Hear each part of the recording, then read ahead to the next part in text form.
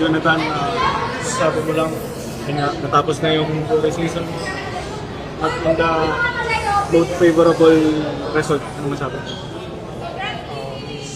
Thank you. Siyempre, unang-una, malungkot. Kasi nga di namin na-achieve yung gusto namin. Pero wala. Ganun talaga yung buhay. Minsan manalo, minsan matalo. So, we just need to accept it and move forward kami sa parating next season, next year. And yun, magpapahinga kami unti, magre-reflect kami, and balik kami sa ensayo. Jonathan, ano yung masabi mo parang pinaka-lesson mo? Ang sabi mo, last year, January pa kayo nagte-training, tapos na ngayon, parang pinaka-natutunan. Yun, kanina nga napag-usapan nga namin, sobrang proud si Coach Allen talaga sa amin unang-una. Kasi yun naman eh. Kumbaga, need namin na mabigyan siya ng magandang laban. Kasi nga sa effort niya, sa sacrifice niya sa amin. May family na siya pero wala siya. Minsan kulang yung oras niya dahil tinututukan niya kami. So gusto lang namin bumawi sa kanya and magsukli. So masaya na, masaya nga, okay pero di okay kasi nga talo kami. Pero sabi niya naman, wala siyang regrets. Wala kaming regrets lahat kasi alam naman namin na ginawa namin yung lahat. Pero yun nga, yung ginawa namin, yung best namin, pero yung best namin hindi enough. So yun, just move on. Compared to results aside sa finals, for you, gano'n ka iba yung finals sa seniors compared to nag-finals kayo sa juniors? Siyempre, yung mga kalaban ko. Kasi nga, malaki na yung katawan, and experience na rin sila. Actually, marami silang champion player na yung nag-champion sila last eh. So, wala, ganun. Na-experience kami sa kanila. So, babawi na lang kami. Can you explain kung ano yung nangyari dito kanina pag-exit nyo? Pagpunta nyo ng dugout? Ako kasi yung nahuli, so may alumni kasi na parang pinano daw yung ulo ni Jimboy. So, siyempre, wala kami sa mood eh. Kumbaga, natural talaga, mainit talaga yung ulo ni Jimboy nun. Kasi nga, unang-una, di niya kilala yun. Ensan Beda yun.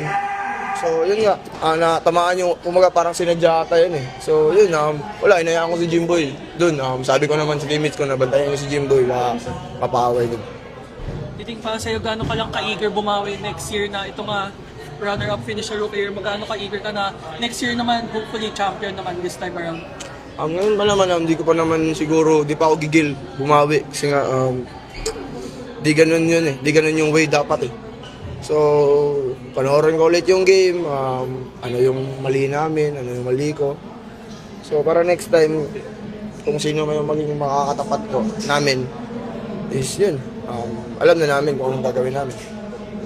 Kanina down the stretch, parang nagka-cramps ka na, tapos sinaban ka. Ano lang yung feeling mo na that moment na gusto mong, lalo na naghahabol na kayo ng Siyempre, wala eh. Gusto kong magstay eh. Nakita nyo naman, talagang bumabalik-balik ako. Kasi nga, wala na eh. Sabi ko nga, patay na akong patay. Kasi nga, di namin alam kung anong mangyayari. So, yun nga, sabi ko sa sarili ko, wala akong regrets. Kasi nga, nakita naman, gano'n na, pinulikat na ako, halos buong katawan na. Pero wala, lumaban ako. Kasi nga, yun, dugong letranista eh. With some of your former teammates sa juniors, aangat na din. Siguro gano'n ka lang ka-optimistic for next season? Siyempre, kailangan ko silang pagsabihan kasi nga, kung sino man yung aakyat sa amin, kailangan kong kausapin sila. Different yung college. Sino? Speaking of optimism, next year aangat na rin yung kasama mag-back-to-back si George Diamante. So ano na nakasama mo na siya? Yun, wala. Pag-enter niya, siyempre, need. Sabihin ko lang sa kanya, yun nga, iba yung college. Lalo na sa katawan. And, siyempre, physical, mental, need niya maging matibay. Kasi nga, nakita naman natin, lalo na ako. May pagsisisi lang konti dahil yung off-season medyo di ako consistent sa pagbubuhat. Ano masasabi mo dun sa championship kanina ng junior since galing ka din from the same program? Siyempre, masaya ako. Akala ko nga mananalo din kami ngayon eh. Akala ko magdo-double champion kami. Wala eh. Ganun. Sobrang saya ako sa kanila. Kasi nga, pag nagsasalubong kami, talagang binabati nila. Nagbabatian kami. So yun, sobrang proud ako sa kanila. And sana madadala nila yun kung saan man silang school next. I think medyo mabibigat yung mga gagraduate sa inyo this year. So, heading to next season, gaano ka ka-eager to maging leader na mas maging leader pa para sa Lebron? Siyempre, Mark, Deo, June, mabigat yun. Talagang, nung off-season, nagka-problema kasi kami, yun, hindi ko nasasabihin kung ano problema. Nagka-problema. And yun, sabi ko lang sa kanila na huwag niyo kami iwan. Sabay-sabay tayong magcha-champion ngayon. So yun nga, nalungkot nga ako kanina, nakita ko sila, tinignan ko sila, umiiyak. So humingi ako ng sorry, kasi nga, di natupad yung sinasabi ko sa kanila. O yun na, naiintindihan naman nila, di ganun kadali.